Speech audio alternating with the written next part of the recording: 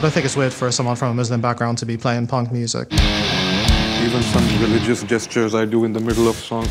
Toba, astaghfirullah. En tant que punk, j'aime bien provoquer visuellement. We've seen countless examples of diaspora and North Africans in, for example, hip-hop music or rap music, and they're able to make space for themselves. Ça peut paraître étrange de mettre en parallèle punk et religion. À la base, ce mouvement anarchiste vient d'un sous-genre du rock qui est anti-système, anti-religion et anti-pouvoir. Mais pour la jeunesse issue des diasporas de culture musulmane, islam et punk ne sont pas si antinomiques. Déjà dans les années 80, en Grande-Bretagne, des groupes comme Alien Culture revendiquaient leur identité musulmane. Et puis, après le 11 septembre aux États-Unis, le taqwa-core a vu le jour.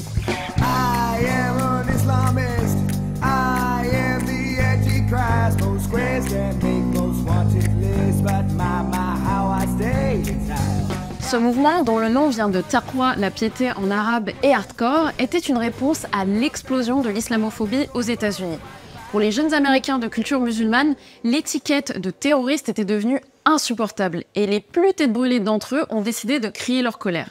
Leur manière de jouer des stéréotypes à grand renfort de provoque et de guitare électrique est devenue une inspiration pour une génération d'artistes de culture musulmane qui réinvestit le punk islamique aujourd'hui. J'ai voulu comprendre l'évolution de cette scène et c'est évidemment à Londres, la ville qui a vu naître les Sex Pistols et The Clash, que je suis allée chercher des réponses.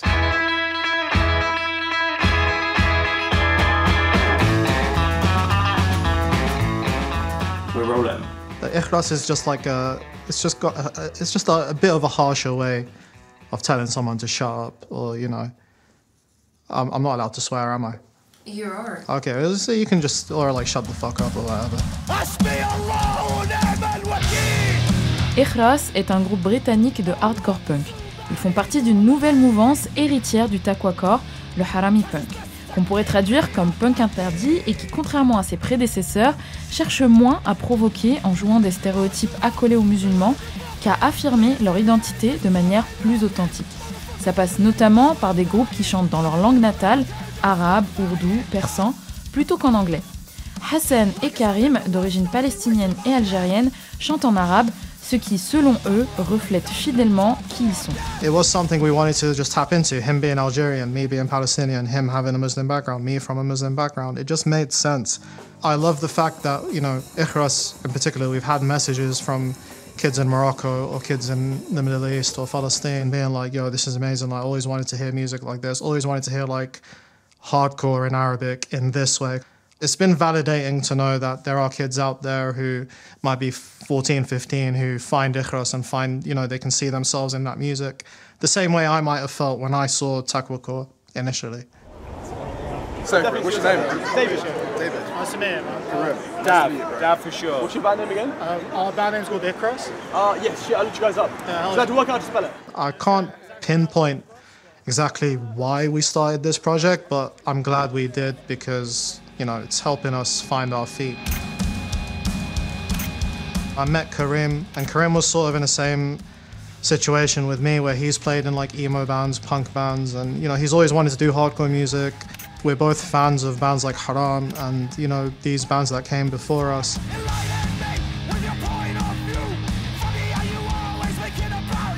Le titre de leur premier EP, Jahannam Betestanna, veut dire « l'enfer attend » en arabe, en référence au jugement dernier tel qu'il est décrit par le Coran, et tel qu'il frappera, selon Ikhlas, ceux qui perpétuent les systèmes d'oppression.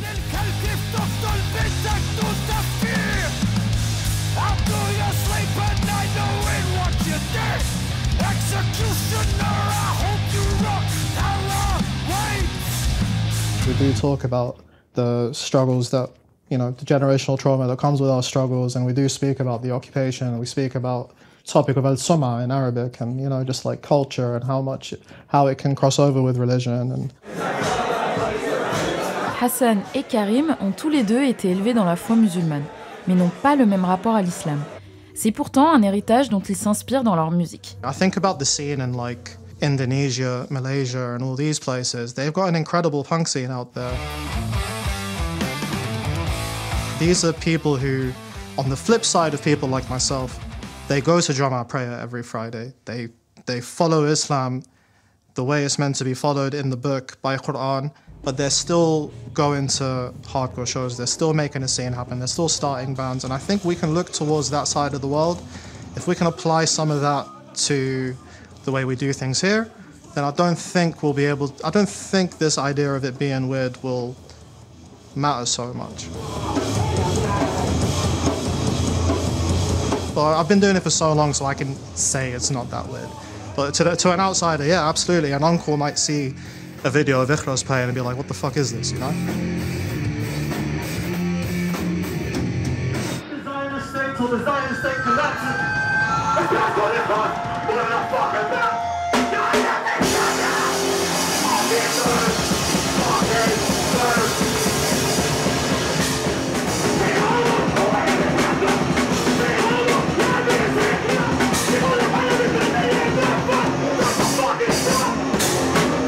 I think we have integrated a lot more. It doesn't need to be its own scene. We can hold our ground and play with these Western or European bands, and we can claim our space just as much as it is theirs. It doesn't have to be just, you know, okay, all the Arab kids together, all the Muslim kids together, let's just go do our own shows. We should be able to integrate into the overall landscape of these scenes. It doesn't have to be a niche thing.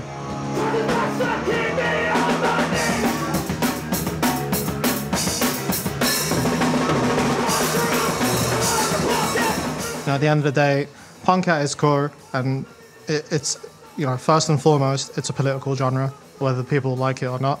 So there are elements of organizing, there are elements of using it as a vehicle to push messages forward, whether it's, you know, messages of Palestinian liberation or messages of trans liberation or, you know, animal liberation on the vegan side of things.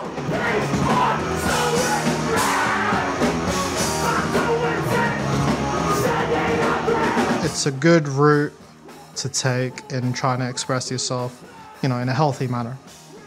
You know, I always struggled in finding my place in society, as cliche as that might be, but, you know, getting into punk, starting these bands, writing songs, using it as a productive way to, you know, keep myself sane or whatever. That's the reasons I continued with it.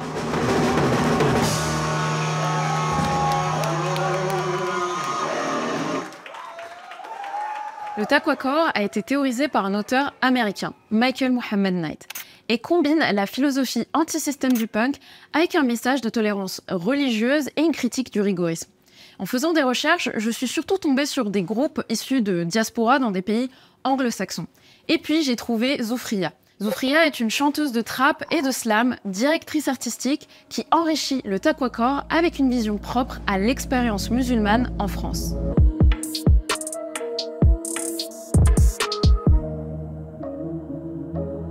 J'ai toujours dû me justifier. Oui, je suis musulmane, mais je suis là dans un concert de Slipknot, dans un concert de Machine Head, dans un concert de Children of Bodom. Et tous les gens, ils te font « Ah, mais comment ça se fait ?» Il n'y a pas de « comment ça se fait », en fait, ça n'a aucun rapport. Et le jour où j'ai trouvé le mouvement et le terme « taqwa-core », pour moi, ça m'a juste, en fait, apaisé. Zoufria, c'est un nom d'artiste. L'amis de son vrai nom est musulmane et pratiquante. Et pour elle, assumer cette religion en France aujourd'hui, c'est déjà très punk. Pour construire son alter ego, elle a choisi d'incarner l'un des démons de la France, ou d'une partie de ses politiques en tout cas. La femme voilée, et plus particulièrement celle qui porte le voile intégral. Ma force en tant qu'artiste, c'est de porter le jilbab de cette façon-ci. Donc pas en mode hijab, mais dans cette esthétique-là.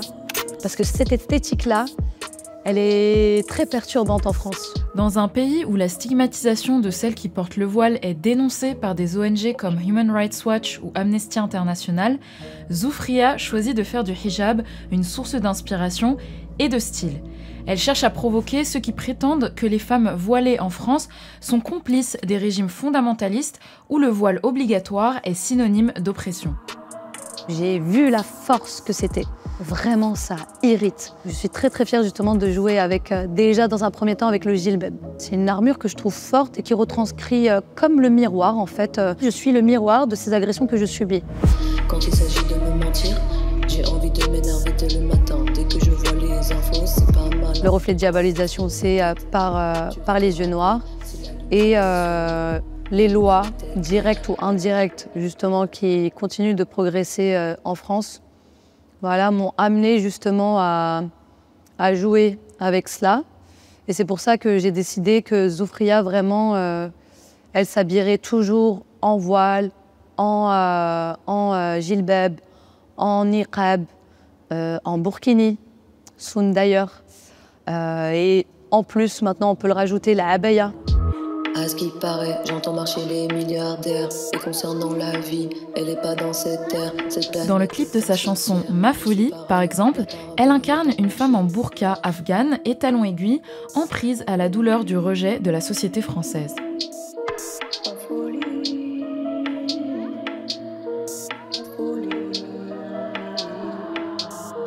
Ma folie, ma folie, ma folie, ma folie, ma folie, ma folie, ma folie m'envahit. Je deviens sans abri, j'ai perdu mon corps, pas du tout mon esprit. C'est un état, c'est un sentiment que je ressens assez souvent, de ce que moi je subis déjà au quotidien, où vraiment c'est le premier sentiment qui m'arrive, je me dis c'est de la folie. Comment tu peux penser ça? Par le temps qui change, ils sont désirés. Jusqu'alors, je suis mouillée. Ma pratique artistique, elle est vraiment pluridisciplinaire. Je m'émancipe depuis longtemps musicalement, mais voilà, je suis auteur, compositeur, interprète, donc je compose mes textes, je les interprète. Y'a pas de confidence, pas la peine de crier si fort. La vie se laisse défiler. Par le temps qui change, ils sont désirés. Mon objectif, c'est de mettre en avant visuellement, en trash, vraiment très trash, justement cette agressivité que je reçois et que les gens ne reconnaissent pas. Quand je vous ai présenté le Takwacore, je vous ai dit que c'était un mouvement né aux États-Unis et dans les diasporas en Occident. Mais il a aussi influencé des musiciens dans des pays comme le Pakistan, dont est originaire le chanteur principal de Zanjir, Hassan. Il a fait ses débuts dans la musique punk avec des membres iconiques du mouvement comme Marwan Kemal de Al Taoura. Et puis, il a voulu faire évoluer son message. When people look at us on stage, they see that we're the anti-Takwacore. Because we're not relying on other people's stereotypes of us. We're relying on the brute force of our music and our creativity and our expression on stage. You know what I mean? Aujourd'hui, avec son groupe Zanjir, Hassan fait du harami punk. Et dans sa musique, il critique aussi bien le fondamentalisme religieux que l'islamophobie ou le racisme qu'il a rencontré en Europe, et plus particulièrement en Allemagne, où il vit pour ses études depuis 2019.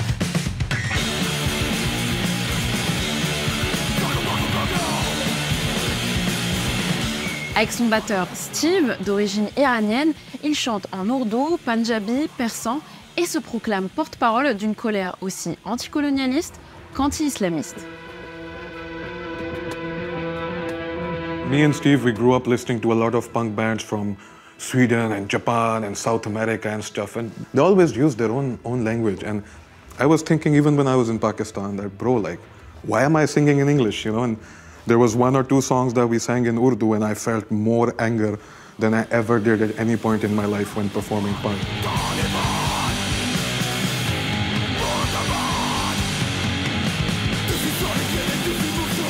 Il critique notamment le rôle des États-Unis dans le financement et l'entraînement des talibans contre l'influence soviétique en Afghanistan et au Pakistan pendant la guerre froide. When I was growing up, I saw a radical shift in the society happen when the Taliban started making their attacks and stuff. I saw how spaces of arts and culture were affected. I saw people getting death threats. I saw like girls' schools having to shut down because the Taliban can't stand women being educated. And that's a trauma that I've been trying to get rid of ever since I come to Germany. And yeah, like sometimes even like fireworks, I fucking hate hearing them because it can remind me of a suicide blast or even a door slamming shut. So that song is just me trying to exercise all of that, you know, like, and of course, like the Taliban wouldn't exist without America and their bullshit. So when I say Taliban Murdabad, for me, I'm also saying death to America and death to American capitalism that created these beasts and let them run riot over my country and my people.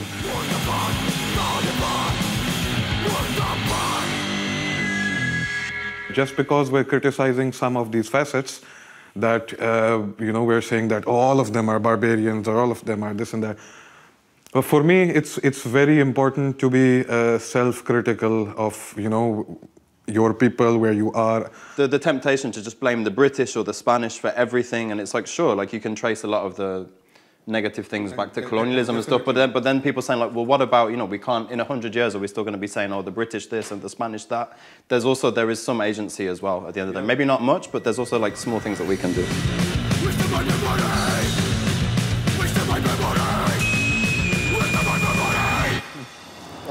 Hassan et Steve viennent de deux courants différents de l'islam, le sunnisme et le chiisme.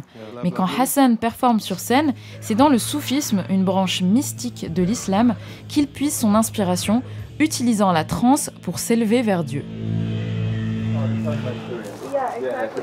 So when I'm on stage, I recall my experiences watching Sufi dances on Thursday nights and Sufi drumming on Thursday nights. I see people completely losing themselves in the name of God, and I feel like I'm also doing that in my own way. I'm transcending when I'm on stage. I'm not on stage. I don't even see the crowd, I feel like it's me and whatever entity that exists in the world,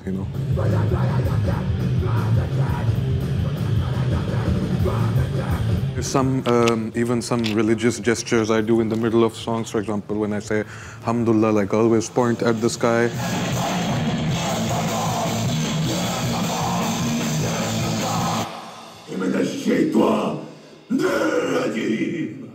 We start the set always with Auzu billahi minash shaitanir rajim, because like it's like an Islamic prayer thing, but in my mind the shaitan that I'm fighting are the fascists, the bigots, the racists, the Islamists, all these negative far-right people.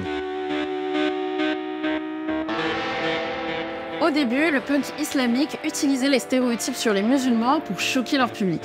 Ils chantaient leur rébellion en anglais pour provoquer celles et ceux qui ne partageaient pas forcément leur culture. Mais aujourd'hui, la relève ne ressent plus le besoin de négocier son identité. Elle s'affirme librement et assume n'avoir de compte à rendre à personne en créant un mouvement musical et idéologique qui leur est propre, destiné avant tout à celles et ceux qui parlent leur langue, comprennent leurs références et la manière dont ils ont grandi. Bien que le punk soit traditionnellement anti-religion, dans des sociétés où l'islam est souvent stigmatisé ou rejeté, revendiquer cette foi serait peut-être la provocation punk ultime.